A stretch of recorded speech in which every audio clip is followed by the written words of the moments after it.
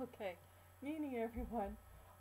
Mary here again, and I really like this camera. I'm borrowing my sister's laptop, and man, the picture on this is really nice, and you can see my bedroom wall, which is all decorated and nice and stuff. So I think I like it. I think I like it. Um, Heck, I may even get one of my own because my my desktop computer's over there, and it's not doing too good. No. Um, and well, it's pretty much the power button, but the thing has been on the fritz, so that's why I haven't really made any videos. It's like, ugh. But oh, I've been thinking about it for a while now, and I've mentioned it in a few videos. And I was going to talk about Exodus, and I know it's been a long time coming, but it started a few months back when that one Exodus movie came out. Exodus Gods and Kings, if I recall correctly. And, and that's where I got the idea to do this video. And then the final thing that really got me to really start doing any kind of research about it was this one person who I was arguing against on the internet, because when I'm bored I like to do that. And they were Christian, and I mentioned that I was pagan and worshiped the Egyptian gods, and they said, well, you should read the Bible and it talks about in Exodus how Moses and God, trounced the Egyptian gods and all that stuff. And I'm like, huh? Because as far as I know, the Exodus story didn't really have anything to do with the Egyptian gods, as far as I know, or as far as I knew then. So I decided I would do the video, talking about Exodus, Gods and Kings, and the Exodus story, and why I don't think it really happened. There's so many people who believe in the historicity of the Bible, and I don't. For me, the Bible is by no means a historical document. It can be sort of a window as to how people thought at the time when it was written, but it's definitely not a historical document in the sense that it talks about real history or real historical events. So I guess the first thing would be, I'm looking at my notes, I wrote them in a book this time because I couldn't use my computer. Yeah, pretty much, along with why this vid, so what's the story? Everybody really has a really good familiarity with the Exodus story, but, how many people have actually read it? And at that point, I hadn't really gone and read it in the Bible. It's like being a kid, you hear about it from your parents or from, on TV, and, people referring to it all the time, or, a lot of the time when we talk about the Bible or historical events. So, you glean all that, just from, being in our culture. But I decided to dig out my Bible and actually read the story. So, it was a King James version, just to let you know. And I did this for you. I read the Bible for you guys. So, and that's no mean feat for me, because the Bible is dry reading. Not to say anything super bad about the Bible, because to me it's just a book. But yes, dry reading. So I looked it up and read the Exodus story, and here's what I got from it. Here's what I learned, I guess you could say. It starts off with the Hebrews being enslaved by the Egyptians, and all the male children were to be killed. But Moses' mother put him in a basket and hid him in the reeds along the Nile, which is very interesting because that sounds a lot like the story with Isis and Horus, or Asat and Heru, with her hiding in the reeds when he was a baby, to hide from Set. So I wonder if there are any parallels. I don't know. And it brought up, while I was reading this, it also brought up a lot of questions for me. It's like, why would God let the Hebrews, his chosen people, be enslaved in the first place? Yeah. But the Pharaoh's daughter finds Moses in the reeds and adopts him as her own child. And he grows up, and I guess pretty much the first thing that they have is him killing an Egyptian because the Egyptian was beating a Hebrew guy. And so he had to flee Egypt because otherwise, he would have been prosecuted for murder. And then he settles down and has a family, in some foreign place. And then, after a good long while, he comes across a burning bush, which is, I guess, sort of a symbol or some kind of like personification of God. And God tells him that he wants Moses to free the Hebrews, and he picked Moses to do it. It's also funny because in the same part, he tells Moses that, oh yeah, I want you to plunder the Egyptians too. It's like, yeah, it's like stealing all your shit.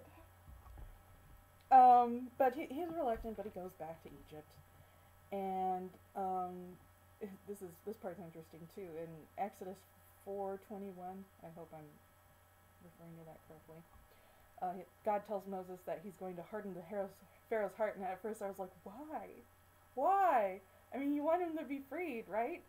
So why would you harden Pharaoh's heart and then have him not be freed? It's, if you're really intending to have the Hebrews freed, you wouldn't do this. You would just have them freed, or allow the Pharaoh to, have a soft heart, and free him. If that's your ultimate purpose in doing this.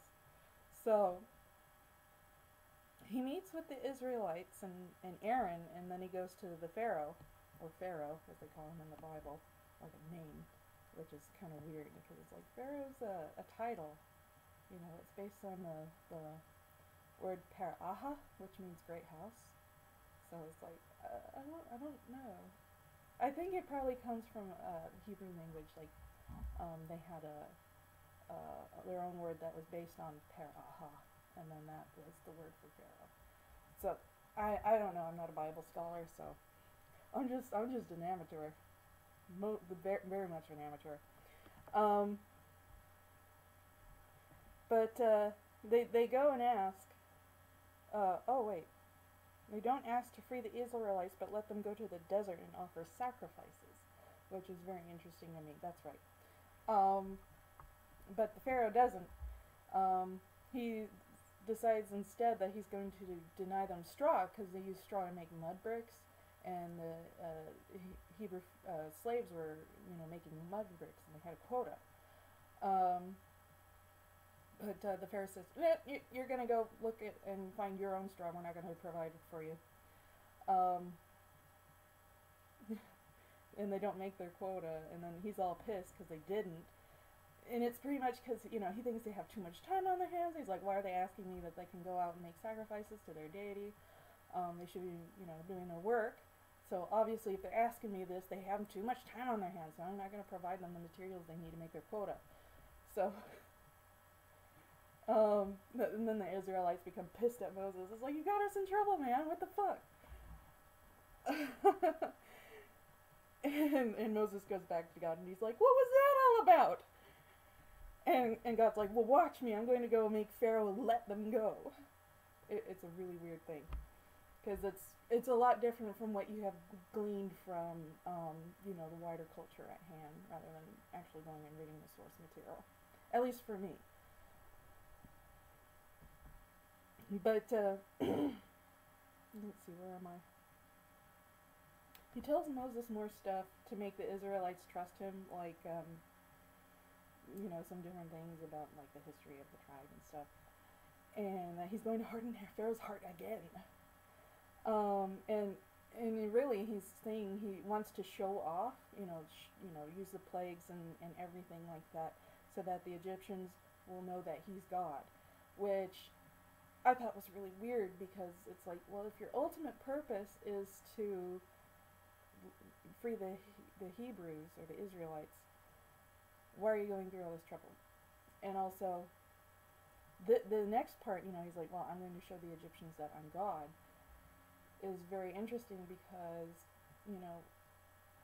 as far as I know, none of the Egyptians ever worshipped or had any, or incorporated the Hebrew God into their pantheon or anything like that, but I'll get into that later. And then you have that whole famous scene with the rod turning into a snake, which would also imply that, with Moses getting his power from God, the Egyptian court magicians got their power and had the same power, it's pretty much, as Moses, and it's like, well, where did they get their power from? Did they get it from God? And I imagine there's a lot of people who say, oh, they get it from demons and Satan, and it's like, whatever. But God tells Moses to meet Pharaoh and strike the river so that it will turn to blood, or actually all the water in Egypt will turn to blood. And then the fish dry and people can't drink it. And I think it's, if I recall correctly in the story, it said that it lasted for like more than 7 days, or at least 7 days. And it's like,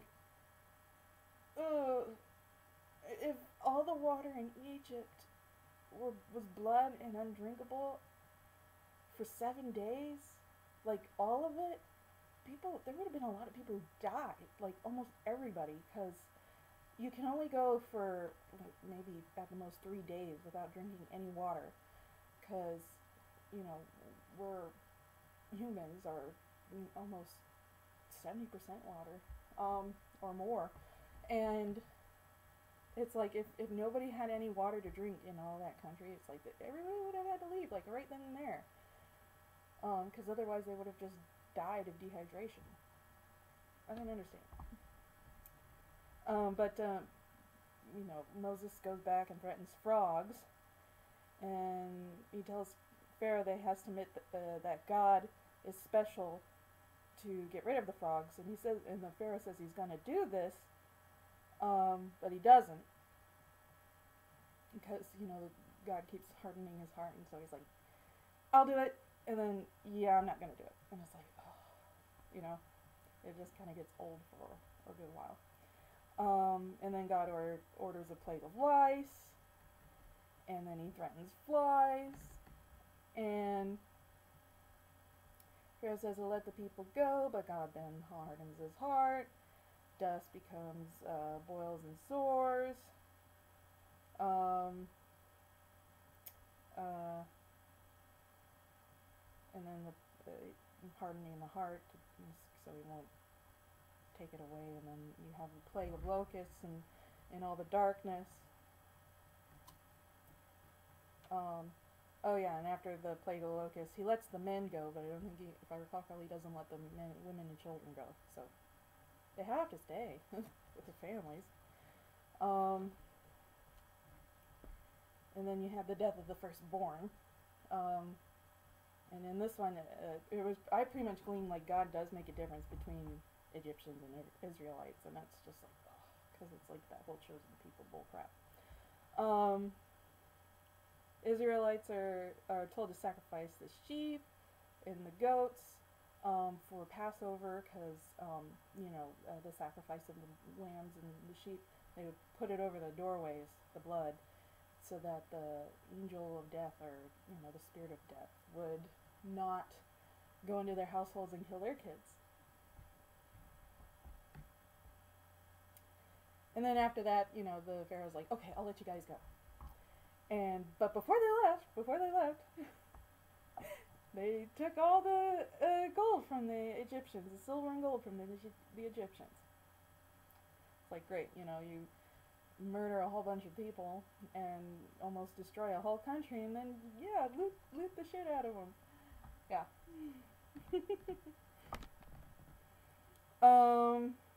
And then there's a lot of stuff about, like, how to celebrate Passover and different things like that, and I won't go into it.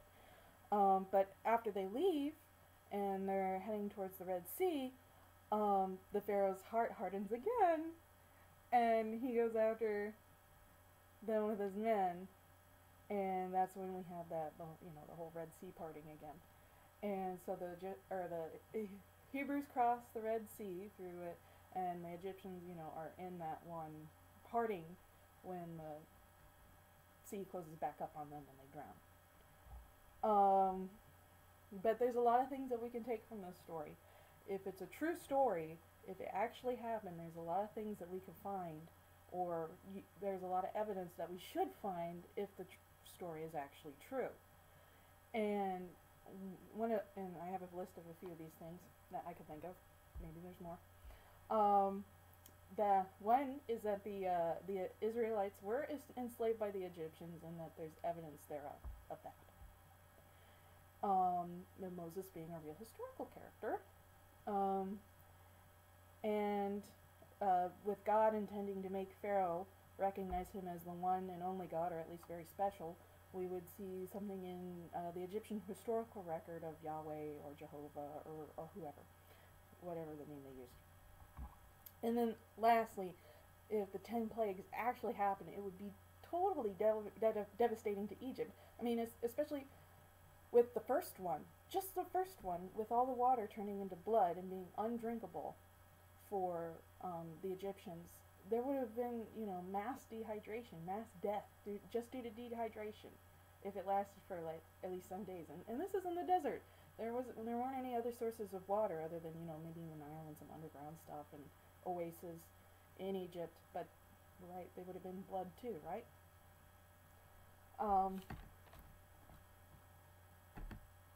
Yeah, and also too, after the Red Sea incident where the water closed up on all the Egyptian soldiers, we would probably be able to find their remains, or the remains of their chariots, or weapons and things like that in the Red Sea.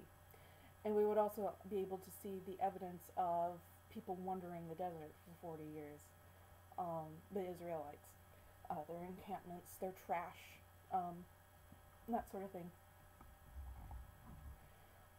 And there's little to no evidence of any of this stuff. I'm going to include a few websites that I used for my research on this stuff. The only problem is, and I think this is a big one, is that I had a very hard time finding objective sources for this particular story. I could find lots of different websites about the Exodus and everything, but a lot of them were either Christian sites trying to prove that the Exodus actually happened, or from atheists who are trying to prove it didn't happen.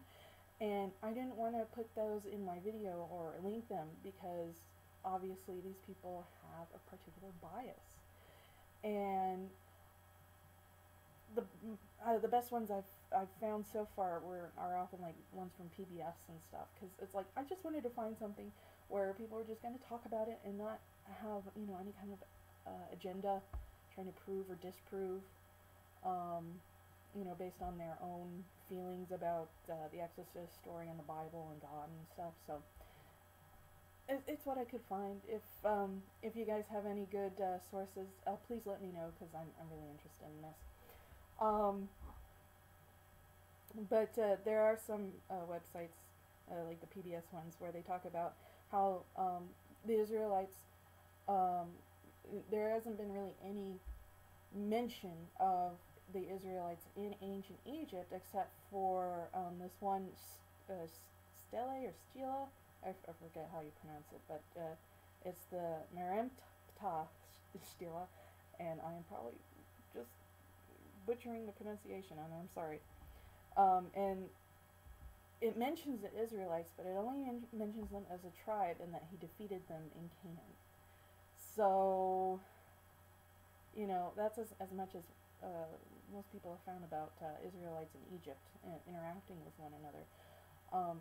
There's often popular depictions of the Israelites building the pyramids, which is definitely not true, because it's the wrong time period, for one, because the pyramids were built in Old Egypt, which was thousands of years before a lot of people believe that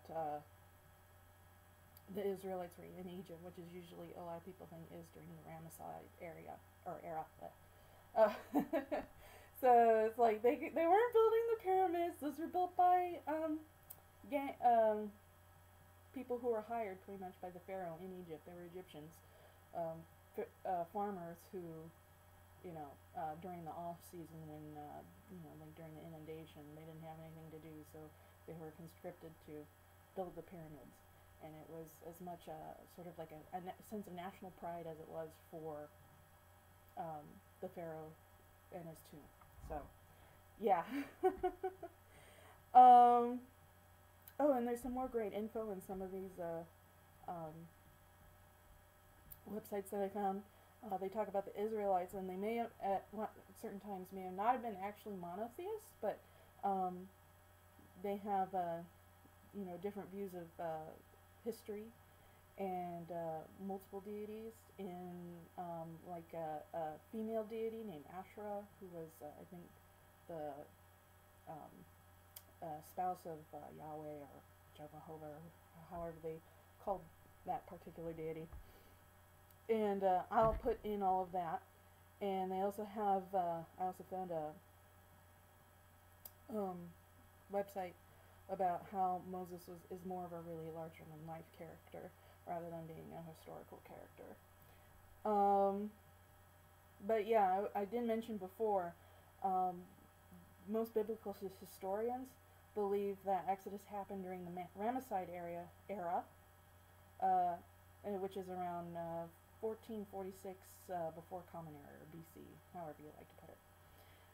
But, even then, even if that had been the case, we don't see any evidence that the ancient Egyptians decided to incorporate or do away with the ancient Egyptian religion. I mean, if something as devastating as the 10 plagues had happened, and it was to show that the Christian or Jewish God was the one and only God, why don't we see any evidence of Egyptians worshiping that God, or converting, or anything like that, or incorporating it, that deity into their pantheon? We don't. And I think that's some pretty glaring evidence that this sort of thing didn't happen, because if it had, obviously, ancient Egypt would have been devastated. They would have seen this type of power of this deity, and they would have recognized it. At least I would think so.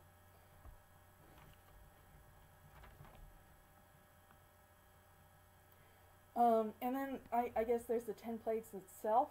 I do have a New York Times article about the biblical plagues, and the theory that, well, maybe something naturalistic happened that reflected this story. Because there's a lot of people who believe that maybe there was silt or some kind of pollution to the Nile that caused it to turn red, and then it killed the frogs and the fish, and then it brought flies, and then it brought disease, and then it killed animals, and it killed people.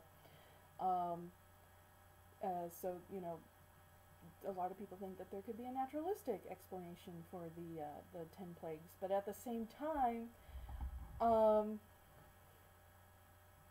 did this happen to all of Egypt? Because, in the biblical story, it seems that it had happened to all of Egypt, rather than just one specific place. Like, a lot of people think it happened to just one city, which is Pi or Pi Ramses. And I think we would see more evidence of it, because it's like, even if the water became undrinkable, there would have been mass death, plague, dying animals, the death of the firstborn. It would have been absolutely devastating. It would seem to be something that would have probably have ushered in like a event that would usher in like the first or second immediate period, where you had very weak rulers and a lot of chaos in Egypt. And from what I understand, the period, especially like the first immediate period, was caused by drought and poor harvests from the Nile and its inundation.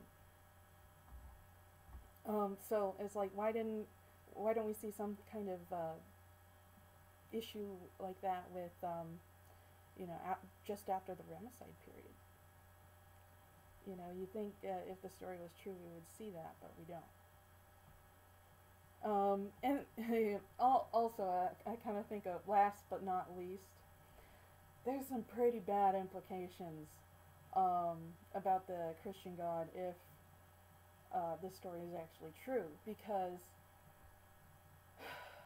and I imagine I might get a lot of flack for this. I don't know, but oh gosh, you know, in the story, talks they say that all the firstborn died, from the eldest person to the little babies who had just been born to new families, from the pharaoh to the lowliest slave person, and this is a deity that would kill babies or young children who had no knowledge and no understanding of the complex issues that were going around through their day. It was just sort of just a power move, just to show how strong he is. And also, there's a lot of country people within Egypt who aren't culpable or complicit with the slave trade or anything like that, and they don't have any control over what the pharaoh does or how he treats his slaves. So why should they be punished rather than just the pharaoh, who won't let these people go? And even then, God was hardening his heart anyway, so why is he being punished for something that God is making him doing? So, all in all, that's my 2 cents about the whole Exodus story. I don't believe it happened, because there's a very strong lack of evidence that any of this stuff, would have happened. The stuff that we should see, if the story is true, is not there. Also, even if it is true, I don't think I would want to worship a God that would do that sort of stuff. So, take that as you will, if you're a Christian. And if you want to, discuss it with me, whether or not you're on the it happened side or it didn't happen side, just keep it civil. That's all I ask. So, thank you, and send that to you. I hope you learned something. I did. And I hope you have a great day. It's beautiful.